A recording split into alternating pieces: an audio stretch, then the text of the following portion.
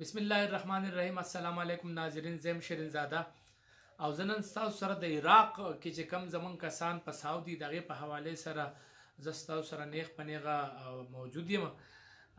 هغه ماته ویډیو را لګیلی دا هغه به ګورو چې پاره کې هغه سوی خو زه دومره کوم چې تقریبا د نن یو 15 شپږ ورځې مخکې هغه ماته زم په لایو پروګرام کې راغلی و. هغه خپل یو دغه پیش کړی و چې یاره موږ ته ډېر مشکلات دي او منګل د غلامۍ ژوند تیرو تنخوا نشته، صرف په خوراک پسکاک باندې چې کم دی په رهایش باندې دغه عراقي سره منګل تیو دا لس کسان دي. یو کس ته دغه د خوازخیل دی او 9 کسان تحصیل بریکوټ د کوټې ابوهی دي.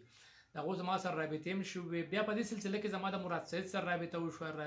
مراد سید پرون ماته میسج وکړو چې یاره په دغه حواله سره ما پیشرفت کړی دی او ما پکې د زلفی بخاری سره وزیر خارجه شاه محمد قریشي صاحب سره د دې سره پکې رابطې زمونږ شوي دي او دغه ډپارټمنټ چې کوم دي هغه لګی دی امبیسي په تر باندې او هغه په کې هلې ځلې کوي. ان قریب به ان شاء الله په دغه کې پیشرفت وشي. نو اول دا ویډیو ګورو چې دا غو ته څه مشکلات دي چې هغه په دې ویډیو کې سوی نو موږ پس دا غنه بیا خبر او کړی شو. دا ویډیو وګورئ. السلام علیکم زما عزتمن درونو. مونږ دا ویډیو د عراق نه کوو. دې وخت کې موجوده مونږ په عراق کې د 10 کسانو ګروپ ته مونږ د پاکستان نه راغلي یو دلته عراق ته. زمونږ ایجنټ ته متیو الحسنن چې د چکواټ سره تعلق لري مونږ له هغه ویزې کړې وې د یو تن په سر هغه 150 اغوستي دي او مونږ هغه د عراق ته رالیږلي یو او هغه زمونږ نه پاتې شوی دی. مونږ هغه زمونږ ایجنټ دی. مونږ د لاهور ایرپورټ نه دلته عراق ایرپورټ په نجب باندې کوشوي یو چې مونږ څنګه کوشو مایګریشن والا زمونږ ویزې چک کړي. ویزې زمونږ جعلي وختې. مونږ د ایرپورټ نه هغه جیل ته بوتلو. څلوېښت ورځې مونږ جیل تیر کړو. د هغې نه پس ته مونږ په ضمانت راووتو. د یو تن ضمانت 2 لکه روپۍ پاکستانی شوی دی. والسلام. خبره کوم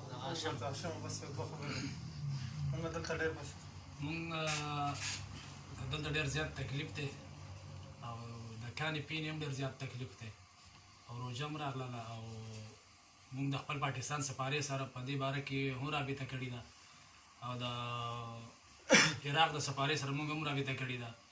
نو هغه مونږ ته د عراق د سفارې سره رابطه وکړو، هغوی د پاکستان د سفارې سره رابطه وکړه چې د پاکستان د سفارې سره رابطه وکړو تاسو د عراق د سفارې سره رابطه وکړئ. او یو کال وشو او لکه مونږ له نه پاسپورټونه راکوي او نه مونږ خپل وطن ته لیږي. نو زمونږ د موجوده حکومت نه دا خواست دی چې لکه مونږ د پاکستان ته بوځي. والسلام. بس د ملګرو خبره وکړه. بس زیاته ویډیو اوږدو نه. مونږ دا ویډیو چې دی نو د پښتو د لیف ټي وي په ذریعه باندې چې دی نو ټولو پښتنو ته نشر کوو او هغه همیشه چې دی نو دغسې د پښتنو اواز اوچت کړی دی او د هغه مونږ ډېره مننه کوو، ډېره شکریه ادا کوو. تفصیلي خبره بس داسې ده چې دې ملګرو وکړه لکه مونږ د نجف په ایرپورټ چې راغلي زموږ ویزه جعلي وه. بیا مونږ چې دی جیل ته یې بوتلو. د جیل نه هم په ضمانتونو راووتو په 2 لکه روپۍ باندې. اوس چې دی نو یو کال وشو چې زمونږ کومې ویزې د چیک اپ دپاره سفارۍ ته لیږلي دي. نو هغه په یو کال کې څه نتیجه د هغې رانه ده. نو مونږ د پاکستان د سفارۍ د حکومت نه دا درخواست کوو چې مونږ خپل وطن ته تلل غواړو او لکه مونږ ته دلته تکلیف دی، نه راته کار میلاویږي، نه پاسپورټونه میلاویږي، نه خپل وطن ته بوځي. نو مهرباني دې وکړي زموږ د اواز مخکې ورسوئ د لیف ټي وي د طرف نه او ستاسو به ډېره مهرباني. السلام علیکم. بس وروره مونږ ته دلته کې د رزق تکلیف دی. دا تنګ ځای دی. تاسو یې وایئ دا کیمره وګرځوه خانه. دا وړوکی ځای دی. په دې کې نه د سملاسو ځای شته، ګرمي ده او نه راته هېڅ شته، هېڅ شی نشته. د ډوډۍ راته تکلیف دی، د پیسو راته هېڅ شی راسره نشته. او چې څومره ملګري دا ویډیو ګورئ نو مخکې شیر کړئ ټولو مسلمانانو ته او مونږ د پاکستان نه راخواست دی چې مونږ خپل ملک ته واپس بوځو. والسلام. دا ویډیو ټول ملګري دي. دا ټول ځای نه دا کمره ورته وښیه. دا کمره ده، دا کچه کمره ده. دا دا په تصویران دا هر څه ورته وښیه. دا کچه کمره ده زموږ. په دې کې مونږ 10 کسه سمولو، 10 کسه. او په دې کې مونږ ته د هېڅ شي د هر شي تکلیف دی. مونږ ته 10 کسان دا بیکونه دي، دا بیکونه دي، دا هر څه پراته دي. 10 کسان دي.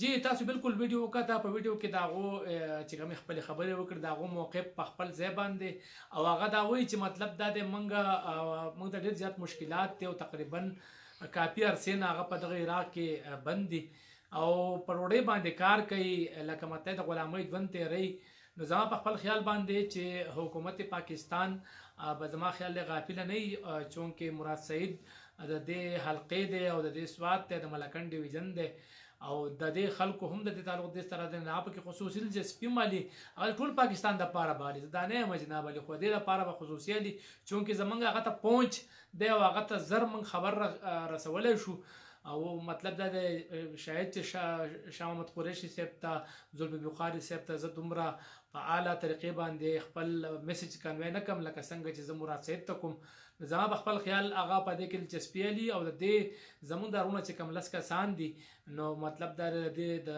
رازادېدو دپاره ولې چې هغه وایي چې که موږ بالفرض که بهر ته ځو بل ځای ته ځو نو هلته کې د تیرو د سیسټم نشته ته به د چا سره یې نو که بالفرض که داسې پاسپورټونه ترې هغو اخیستي دي هر څه ترې هغو اخیستي دي د هغو سره صرف دغه نقلونه دي چې موږ ترې رالیږلي دي نو نور صحیح نشته نو مطلب دا دی چې زما په خپل خیال دا خبره صرف ما واضحه کوله چې یاره په دې حوالې سره کار وشي او دغه کسان راشي خپل کورونو ته نو ډېره ښه به د کرونا وایرس هغه دغه چې کوم دی سختیانې او هغه نور شیزونه په خپل ځای خو د دې غریبانو دا سخته چې دا ډېر کافي عرصې نه دي نو پکار چې په دې طرف توجه ورکړی شي نو ډېره زیاته به ښه وي په لوی الله وسپارم